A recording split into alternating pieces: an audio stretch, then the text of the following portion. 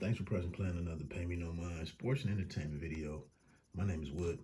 Please consider becoming a subscriber to the channel. And if you like the way that any of the content is being broken down, reviewed, analyzed, previewed, discussed, hit that like button. Leave a comment, especially on a video like this. The topic is the recently released, just had its opening weekend, the return of Candyman, the sequel.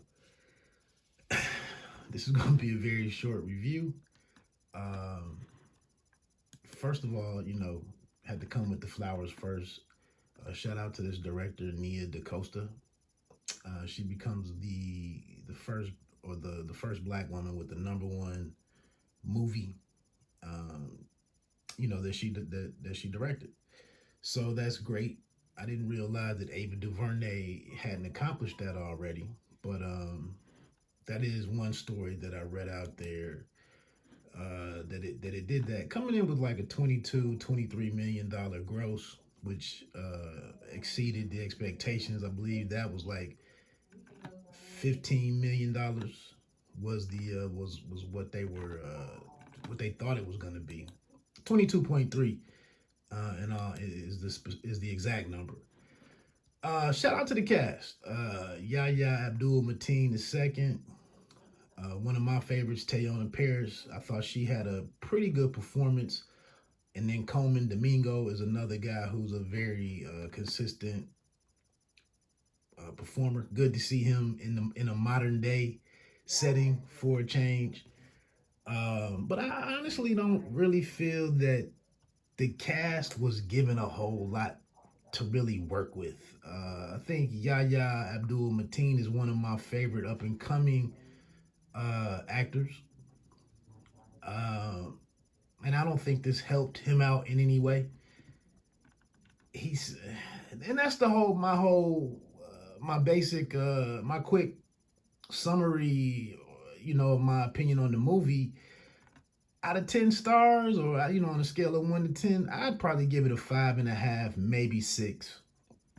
I see on Rotten Tomatoes, the tomato meter is 85%. That's by like professional critics and whatnot.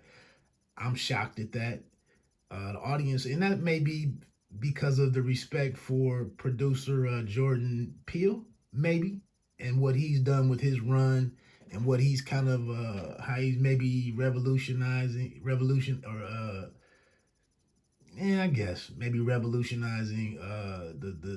horror genre. The audience score is 74%. I still think that's a little too high. There was one critic on here that hit right where I was at.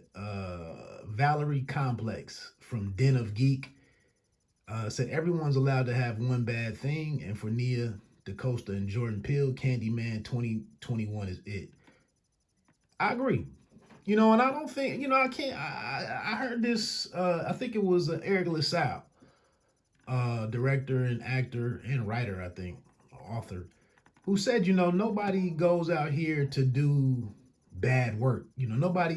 They didn't set out to make a bad Candyman. It just, whatever they put on the storyboards and whatever script they had, as it went to, it didn't translate once they put it on film.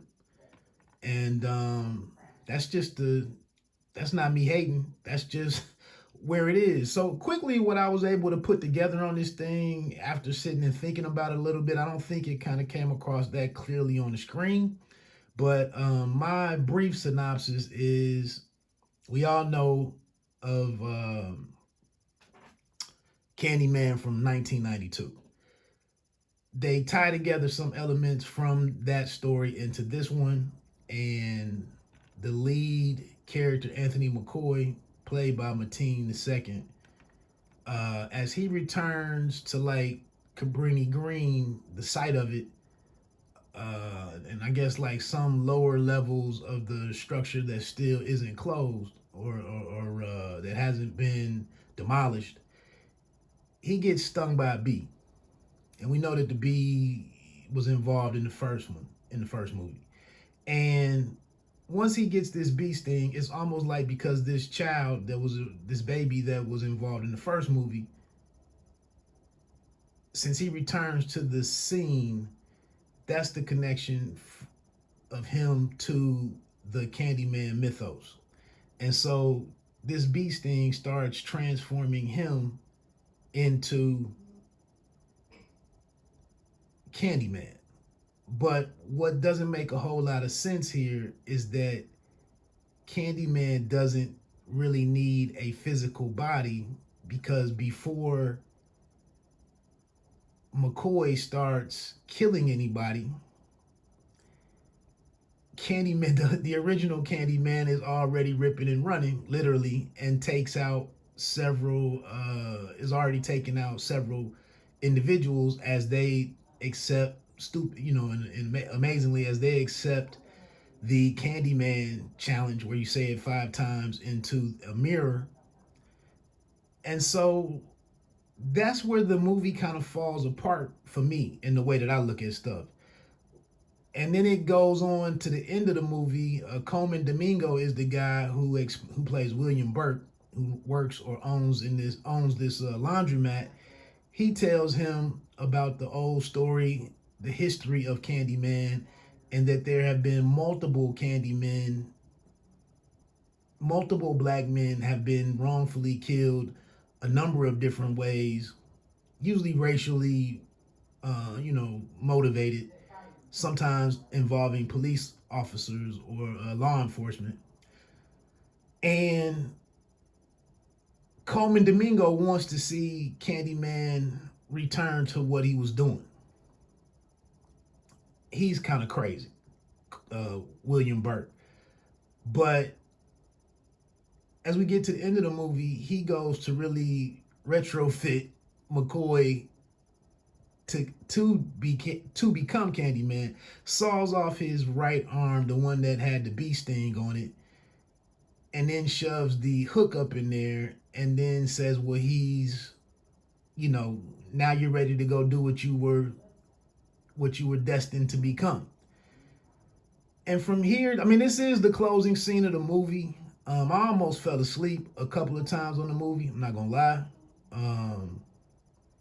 While they were setting the table for all of this. But it's just nothing to this. As soon as Mateen starts as like the full transformation into Candyman, once that occurs, it's basically another one of these scenes where a writer or a writing team or director uses a movie to like say what they always, or do what they always wanted to do to the Ku Klux Klan. We saw that in Django. Or in this situation, do what a lot of people have always wanted to do to the police. And these police that show up in the final scene to get Brianna Cartwright, Teyonah Parris, McCoy's girlfriend, while she's being kind of like arrested at this bloody crime scene, all the officers are brutally, slashed and killed by Candyman. They walk up on Anthony McCoy and shoot him several times as Brianna is holding him. So you can see what's going on here and what they're trying to do, but it doesn't really make any sense. So she's shooting him. So she's holding him as she's kind of trying to save her boyfriend, who was a painter. And then this police officer just walks in and shoots him multiple times to kill him. And then they carry her out in handcuffs, put her in the back of the vehicle. And then, like I said, the rest of the police officers who show up is 4 or 5 of them. McCoy comes back and goes out there and slashes all of them. And then at the same time, Brianna Cartwright finally, after refusing to do so the entire movie, once she's in handcuffs and I guess she needs help, she goes and accepts and completes the Candyman challenge, which I guess reawakens or resurrects McCoy, her boyfriend. He comes out of the building, kills the cops, and then in this trash ending,